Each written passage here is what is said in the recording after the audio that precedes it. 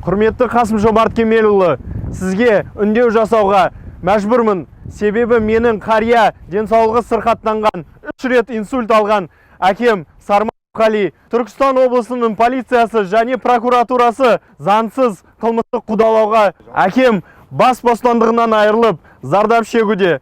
Сізді біздің мәселеге құлақ асуыңызды 1 жыл бойы өтініп келеміз. Көптеген хаттар, бірнеше рет 500-ден аса адам қол қойған петиция жолданған болатын.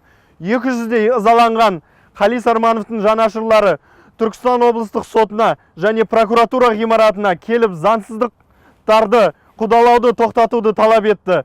Бас прокуратура, жоғары сот, Нұр Отан ғимараттарына келіп басшыларының жеке қабылдауында болып, мәселені қадағалауға сұранған көпшілікпен үміттендік. Бірақ керісінше қысым артып, заңсыздықтар жалғасын табуда. Әкемді бас бостандығынан айырудан басқа рейдерлік тәркілеу әрекеттері күшеюде. Еститін мемлекет қағидасы туралы айтылып келеді. Бірақ та 100 мыңдаған адамдар заңсыздыққа желіде куә болуда. Сізге өтініп жалынуға мәжбүрміз. Құрметті Қасым-Жомарт Кемелұлы, сізді жоғары сотқа және бас прокуратураға Түркістан облысындағы заңсыздықтарға арнайы тексеру жүргізуді талап етуіңізді сұраймыз.